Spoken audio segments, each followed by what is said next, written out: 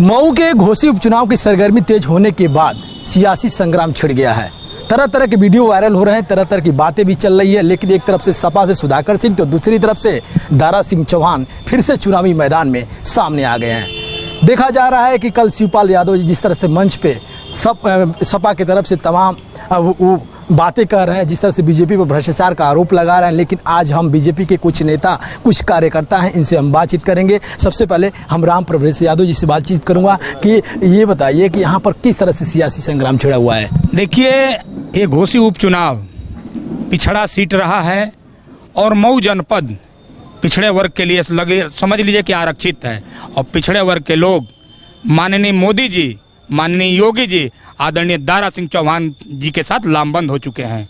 कैसे आरोप लगाया जा रहा है कि ये दल बदलू नेता है? अरे भैया, दल बदलू कहाँ दल बदलू हैं? हमको एक बात बता दीजिए, कमिश्नरी हमारी आजमगढ़ है, कमिश्नरी आजमगढ़ है, वो अपने परिवार में आ गए हैं भाई। भारतीय जनता पार्टी के राष्ट्रीय अध्यक्ष रहे हैं पिछड़ा वर्ग मोर्चा के, और फिर पुनः अपने घर में आ गए हैं। तो कौन सा दल बदलू का काम किया है? कोई काम नहीं किया है, ठीक है। वो घर वापसी है भैया, वो घर वापसी है। और आदरणीय दारा सिंह चौहान जी भारतीय जनता पार्टी के राष्ट्रीय स्तर के नेता रहे हैं, वो अपने घर में आए हैं, तो कौन सा दल बदलू की बात है भाई? लेकिन राम प्रवेश, देखा जा रहा है घोसी सीट जो जब से दारा सिंह चौहान समाजवादी पार्टी से इस्तीफा दिए तो बीजेपी में शामिल हुए, बीजेपी ने फिर से यहाँ पर भरोसा जताया, तो उसके बाद से उपचुनाव की घोषणा हुई। 5 सितंबर को चुनाव होने हैं। ऐसे में आप क्षेत्र में जा रहे हैं, जनता के बीच में जा रहे हैं, देखा जाए तो मुस्लिम का वोट ज़्यादा है, दलित का वोट ज़्यादा है, तो आपको क्या लग रहा है? अरे भैया, भारतीय जनता पार्टी के राष्ट्रीय नेतृत्व आदरणीय मोदी जी या योगी जी दलित पिछड़ों की व्यवस्थाओं पर वो काम कर रहे हैं। जो आज काम कर रहे हैं, हमने कभी शौचालय बांट कर नहीं दिया, हमने आवास बांट कर नहीं दिया, हमने किसान सम्मान निधि बांट कर नहीं दिया, हमने तो हर जाति धर्म को सबका साथ सबका विकास के तर्ज पर हमने काम किया है। कहाँ हमने दलित विरोधी या पिछड़ा विरोधी मानसिकता को, जो तथाकथित लोग समाजवादी पार्टी के लोग, कल मैं बता रहा हूँ कि शिवपाल यादव जी के मंच पर एक समाजवादी बड़े नेता आदरणीय चंद्रशेखर सिंह रसना बलिया के निवासी हैं, उनको जमीन पर बैठा दिया गया था, और पिछड़े और यादव समाज के लोग कुर्सी पर बैठे थे। इससे बड़ा अपमान क्या हो सकता है? चंद्रशेखर और बता देना चाहता हूं आपको, सुधाकर सिंह को ये भी फार्म पर सिग्नेचर नहीं कराया जाता है। इससे बड़ा क्या है? क्षत्रिय समाज का अपमान भाई। और पिछड़ा समाज, मैं आपको आश्वस्त कर देना चाहता हूं कि पूरा पिछड़ा समाज देश के पिछड़े या घोसी के पिछड़े एक होकर आदरणीय दारा सिंह जी के नेतृत्व में चल दिया है। इसको कोई पचा नहीं पा रहा है। और विरोधी मानसिकता के लोग क्या बताएंगे? एक बच्चे को प्रोटेक्ट कर रहे हैं जिसकी उम्र अभी पढ़ने लिखने की है, उसको मैदान में उतार कर क्या सिद्ध करना चाहते हैं? समाज को गुमराह करने का, इससे बड़ा समाज को गुमराह करने का क्या नतीजा हो सकता है? जिस बच्चे की उम्र पढ़ने लिखने की हो, उसको हम प्रचार करा रहे हैं, उल्टा सीधा बुलवा रहे हैं, गलत संदेश दे रहे हैं। भैया, मैं बता रहा हूं, पिछड़े समाज के लोगों, ऐसे गलत विरोधी मानसिकता के लोगों के साथ एक भी पिछड़ा वर्ग नहीं जाएगा। पिछड़ा वर्ग आदरणीय दारा सिंह चौहान जी के साथ आदरणीय मोदी जी। राम प्रवेश जी, आपको मत पता होगा कि अदरी में जिस तरह से चौपाल का कार्यक्रम था दारा सिंह चौहान जी का, जब वो गए थे एक चौपाल में, तो उसके पहले कुछ लोगों ने उनको माला पहनाया, उसके बाद उनके ऊपर स्याही फेंकी गई। ये सपा का नेता निकला, कार्यकर्ता निकला, लेकिन उसके बाद जब ये सरेंडर किया तो साफ बीजेपी के कोई नेता का नाम बता रहा है। देखिए, ये गलत तरीके का दुष्प्रचार किया जा रहा है। आदरणीय दारा सिंह चौहान जी साफ छवि के नेता हैं, और उनके तरफ वो सब जान गए हैं कि पिछड़ा एक होकर और दारा सिंह चौहान जी को जिताने के लिए तैयार हो गया है। इसलिए समाजवादी पार्टी के लोग गलत बयानबाजी करके स्याही फेंकवाना, गाली दिलवाना, ये उनकी पुरानी मानसिकता रही है। भाई साहब, मैं बता देना, 14 में उठा कर देख लीजिए, घर से भैंस गायब हो जाती है, साइकिल गायब हो सकती है। कोई चाहता है कि समाजवादी पार्टी को लाकर दिन दहाड़े महिलाओं का बलात्कार कर दिया जाता था, दिन दहाड़े सड़कों पर लूट लिया जाता था इज्जत? ये समाजवादी पार्टी की मानसिकता है। भारतीय जनता पार्टी आदरणीय योगी जी और मोदी जी के नेतृत्व में जब बाबा जी का बुलडोजर आया, तमाम धराशायी हो गए।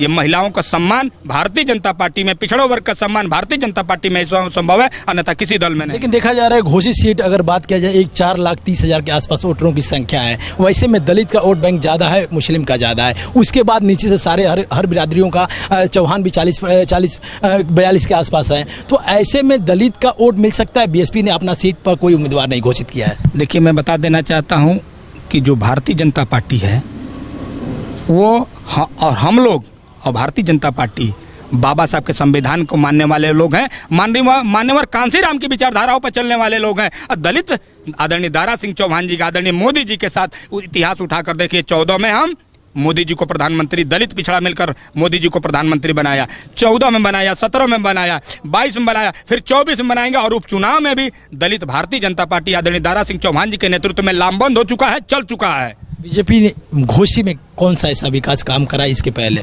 अरे भैया, घोसी में उठा कर देख लीजिए, हम लोग 4 लेन बनवाए हैं, सभी सड़कें लगभग बन रही हैं। और कुछ सड़कें ऐसे हैं कि नई टेक्नोलॉजी के तहत बनने जा रही है, टेंडर हो चुका है, चुनाव की वजह से रुक गया था। जैसे कि भातकोल से लेकर कोपागंज भातकोल उठा कर देख लीजिए, इन सभी सड़कों का प्रधानमंत्री सड़क योजना के तहत नवीनीकरण हो रहा है, तमाम व्यवस्थाएं बन रही है, घर घर सड़क। हमने शौचालय को पैसा दिया, नाली खड़ंजा के लिए पैसा दिया, हमने तो अधिकांश पैसा ग्राम पंचायतों को दिया। अब काम न करे तो उनकी जवाबदेही है, हमारी जिम्मेदारी है मॉनिटरिंग करना।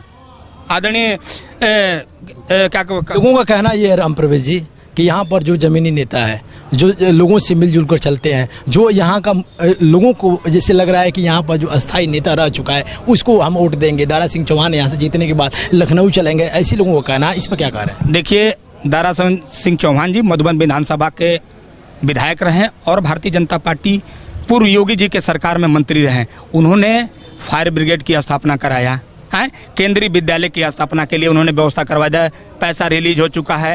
ठीक, उसके बाद तहसील, पुरानी तहसील थी उसको नया तहसील में करवाया। जो बंधा है चिंटी डाँड़ से लेकर जाके देखिए टंगुनिया तक है, आज स्थिति हुआ है कि बंधे का निर्माण या ठोकर बनवाया। ये विकास भारतीय जनता पार्टी में ही संभव है, अन्यथा और कहीं संभव नहीं है। भाई साहब, चुनाव जीत रहे हैं आप?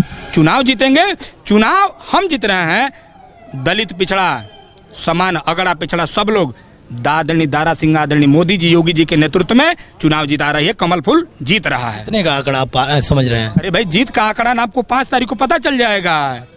5 को 8 पिछले आंकड़ा देखा जाए, दारा सिंह चौहान जब समाजवादी में थे तो 1,08,000 के आसपास वोटरों की संख्या उनको मिली थी। तो इस बार कौन सा आंकड़ा देखा जाए? भैया, सबसे संख्या वैसे आंकड़ा सपा की तरफ से 50 का मिलाया जा रहा है कि वो 50 से जीत रहे हैं। वो लोग बड़बोले लोग हैं, क्या कह देंगे, कुछ नहीं आता है, नशा ढील हो गया है, ठीक ना, थोड़ा सा स्क्रू पहना ढील हो गया है, कुछ भी कह सकते हैं। हम जनता पे विश्वास करने वाले लोग हैं भाई साहब। इतिहास उठा के देखे, 14 से लेके अब तक जनता ने भारतीय जनता पार्टी के साथ है, हम चुनाव जीते हैं और जीत रहे हैं। विकास के मुद्दे पर वोट होगा कि पार्टी के मुद्दे पर? अरे भाई, विकास के मुद्दे पर भी वोट होगा। भारतीय जनता पार्टी का पूरा वो संधि विच्छेद करेंगे तो पहले भारत है, फिर जनता है, उसके बाद पार्टी है। ये भारतीय जनता पार्टी की विचारधारा, भारतीय जनता पार्टी एक विचारधारा, एक सोच है, उसी के नेतृत्व में हम विकास पर भी, हमने विकास किया, विकास पर वोट मांग रहे हैं और विकास पर लोग हमसे जुड़ रहे हैं। तय हो गया है, बिल्कुल साफ, एकदम साफ हो गया, क्लियर। देखिए, भाजपा से आदरणीय मोदी जी, योगी जी से जनता का गठबंधन हो गया है, उसको कोई तोड़ नहीं पाएगा। ऐसा तो नहीं ना कि ओपी राजभर को लेकर आप कह रहे हैं कि यहाँ पर जीत हासिल करें? ओपी राजभर तो हमारे घटक दल के साथी हैं, उनका भी सम्मान है। हम तो चाहते हैं कि राष्ट्रवाद के मुद्दे पर, विकास के मुद्दे पर हमसे जितने लोग जुड़ेंगे मैं उनके साथ रहूंगा। ये थे हमारे साथ राम प्रवेश राजभर जी, जिन्होंने साफ तौर पे बता रहे थे कि घोसी पर जो चुनाव की समीकरण है, जो सरगर्मियां है, बीजेपी इतने वोटों से जीतने जा रही है, ये देखने वाली बात होगी। 5 सितंबर को, 8 तारीख को नतीजे आएंगे तो बिल्कुल साफ हो जाएगा कि यहाँ का जो महारथी है, यहाँ का जो विजय प्राप्त करने वाला वो शख्स है, वो है दारा सिंह चौहान। इस तरह का इनका कहना है, लेकिन ये नतीजे 8 तारीख को समझ में आएंगे। कैमरा पर्सन मनीष के साथ अजय गुप्ता, प्राइम न्यूज, मऊ।